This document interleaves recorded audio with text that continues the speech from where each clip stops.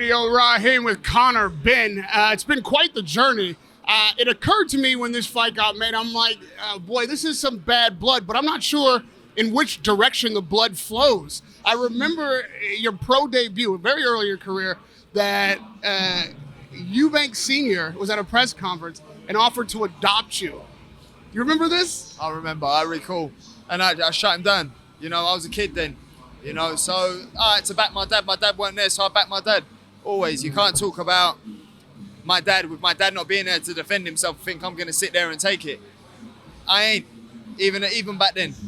It was very uncomfortable. It was awkward. You did, in fact, shoot him down. Obviously, your dad wasn't present. There was something going on there.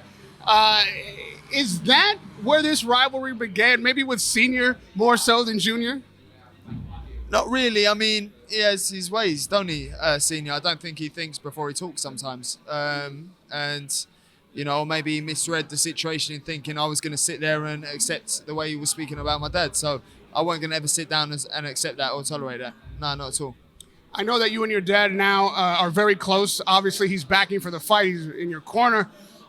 Did that event have anything to do with you guys mending fences and becoming close like you are now? With my dad? Yeah. Nah. Me and my dad's my dad, man. Like that, boxing aside, my dad's happy with who I am as a man. You know, with or without boxing, my dad is my dad, and that's our relationship. Boxing ain't nothing to do with that. Our dynamic ain't like that. Was he in support of this fight from the very beginning? Yeah, of course he was. He was on it. Straight away, he was on it, man. Like, as soon as I said to him, he's like, yeah, what is the fight happening? And he was on me every single day. When I mean every day, I mean every time he messaged or called, it was about the fight. So what do you make of Eubank Sr. not only not supporting Chris in his camp, but now calling for this fight to be boycotted? I didn't sign the fight to fight Chris Sr. I signed the fight to fight Junior, and Junior signed the fight to fight me. And that's that. There ain't no, he can say what he wants. Ultimately, it makes no difference, really. You know, I'm signed to fight Chris.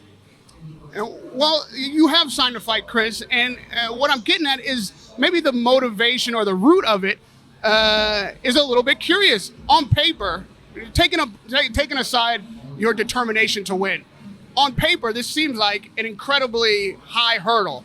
You're coming up 10 pounds. You're fighting a guy who has, you know, as many knockouts as you have fights. Nobody's expecting you to fight this fight. Give me some reason why this is a good idea. That's exciting, man. You just made that sound so exciting to me. Do you know what I mean? Every fighter loves a challenge. Every fighter loves the challenges. Me coming up 10 pounds. I believe if he was a welterweight, there'd be no comparison. You know? But obviously he ain't a welterweight. So, you know, me jumping up 10 pounds and him coming down 3 pounds makes it an even fight. Let's make the fight happen. You know, I'm on my trajectory's up, you know, straight up. You know, there ain't no coming down anytime soon. So, you know, I plan on keeping that momentum going. I feel like the two of you, irrespective of your fathers, who are clearly legends, have your own path and clearly your own careers. Do you think it is correct for people to call this, you know, Eubank Ben 3, or expect some continuation of your father's legacy? You have to, really. Like, because it goes across so many generations. It was one of the greatest rivalries of all time. So how can it not be? The reason all this is because of that. The reason this is so big, the reason why this fight's happened, the reason why I've come up 10 pounds is for this fight and this fight only. So that's the reason why this fight is so big. Look at all the pictures. The pictures are the Ben era, the Ben legacy, the Ben Eubank era. You know, reliving it. For those who talk about their past, my dad talks about his past all the time as if he would do anything to relive it. This does that for so many people. When a son sees his father in pain, even though he won't admit that it still bothers him, I believe you're correct in saying that Eubank 2 fights still maybe stick with him a little bit. Who, my dad? Yeah. Nah, man. My dad's view on it is, who's better off now?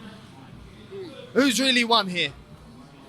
And that's my dad's view on it. And it's clear to see who's really won. You know, that's how I think my dad is now, you know. It's more about life. You know, and I wish, when I went to my dad, yeah, Dad, you know, I can get this one, blah, blah, blah. Son, it doesn't change anything. It's still a loss and a draw.